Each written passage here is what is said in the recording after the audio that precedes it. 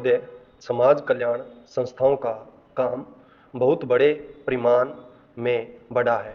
आजकल इसके लिए अनुदान भी पहले से कहीं अधिक दिए जाते हैं।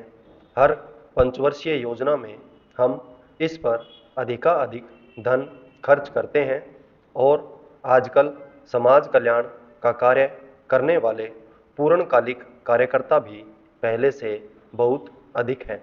लेकिन मैं ऐसा अनुभव करती हूँ कि जैसे जैसे हमारे व्यय और कार्यक्रम बढ़ते जाते हैं, वैसे वैसे इस काम में व्यक्तिगत उत्साह और लगन की भावना घटती जाती है। अध्यक्ष महोदय ने मिशनरी भावना का उल्लेख किया और मैं भी अनुभव करती हूँ कि आज वह नहीं है। मैं यह केवल बोर्ड के बारे में ही नहीं बल्कि सामाजिक कार्य के समस्त क्षेत्र के बारे में कह रही हूँ। फिर स्वेच्छा सेवा प्रयास भी कुछ कम होते जा रहे हैं।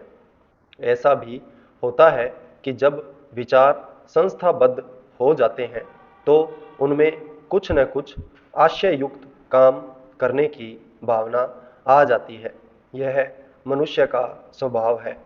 किंतु सारे सामाजिक कार्य का लक्ष्य तो उसी संवेदन के अभाव और निस्वार्थता पर संदेह के परिणामों से लड़ना है, जिसकी प्राय मानव स्वभाव कहकर अनदेखी कर दी जाती है।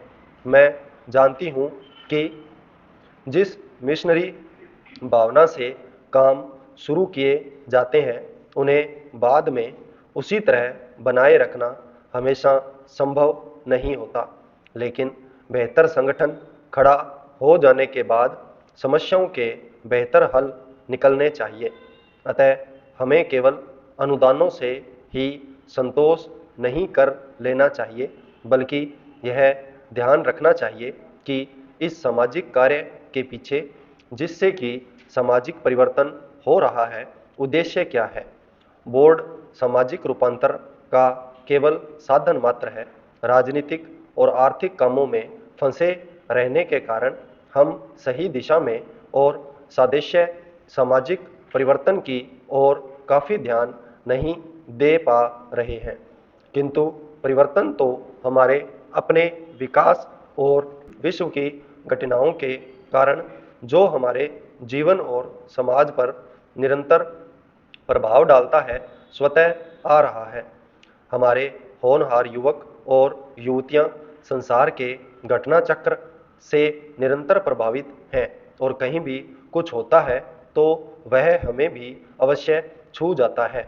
लेकिन परिवर्तन का इस प्रकार केवल उपोत्पाद के रूप में या अप्रत्यक्ष रूप में आना पर्याप्त नहीं।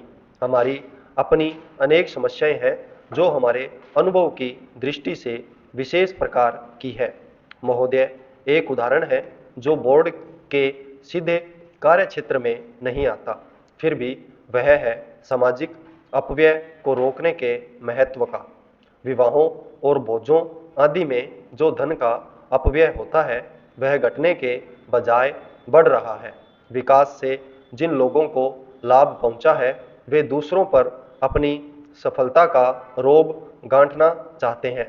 दहेज का विरोध, जो कुछ समय पहले काफी ज्वलंत प्रश्न था, अब पीछे पड़ गया है। यद्यपि यह कुरीति आज भी उसी तरह जीवित है। अस्पृश्यता के बारे में आज कानून मौजूद है, लेकिन आज भी बहुत से स्थानों पर यह बुराई फैली हुई है। लोग इसे सरकार पर नहीं छोड़ सकते कि वही इसे हटाने के लिए कदम उठाए। इसके लिए तो उन्हें स्वयं कुछ न कुछ करना होगा। विशेष रूप में समाज कल्याण के क्षेत्र में केवल सरकारी कार्रवाई पर्याप्त नहीं हुआ करती। जनता और सरकार दोनों को मिलकर एक दूसरे का हाथ मजबूत करना चाहिए और पूरे अधिकतम सहयोग से काम करना चाहिए। अपने कार्यक्रमों को पूरा करने के अतिरिक्त समाज कल्याण संगठनों को भी अंधविश्वासों से लड़ने और लोगों में तर्कसंगत दृष्टिकोण अपनाने की ओर ध्यान देना चाहिए। समाज सेवी संस्थाएं दैनिक जीवन में वैज्ञानिक चिंतन को लोकप्रिय बनाने के लिए बहुत कुछ कर सकती हैं। जाति या समाज के नाते हम लोगों को स्वास्थ्य और शिक्षा की ओर कहीं अधिक ध्यान देने की आवश्यकता है। इसके लिए आवश्यक है सही वातावरण, आदतें और सामाजिक दृष्टि, ताकि हमें अपने व अपने आसपास के लिए उचित सफाई, बेहतर पोषाहार और स्वास्थ्य की सुविधाएं प्राप्त हो सकें। सफाई के बारे में हमारा कुछ अजीब दृष्टिकोण है। हम अपने घर की तो सफाई करते हैं, पर कूड़ा करकट दरवाजे पर ही डाल देते हैं।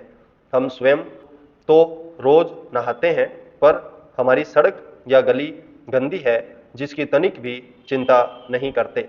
बड़े शहरों में और उन इलाकों में भी जहां पढ़े लिखे और खाते पीते लोग रहते हैं, कूड़ा करकट जमा रहता है और कोई इसकी परवाह नहीं करता। स्पष्ट रूप से यह स्त्रियों की संस्थाओं और समाज कल्याण संगठनों का काम है। समाज कल्याण संस्थाओं के लिए परम आवश्यक है कि वे समूचे क्षेत्र के सुधार के लिए आपसी तालमेल रखें। सरकारी विभागों का आपसी तालमेल भी बहुत आवश्यक है, जिससे स्थिति सुधर सकती है। संपूर्ण विराम।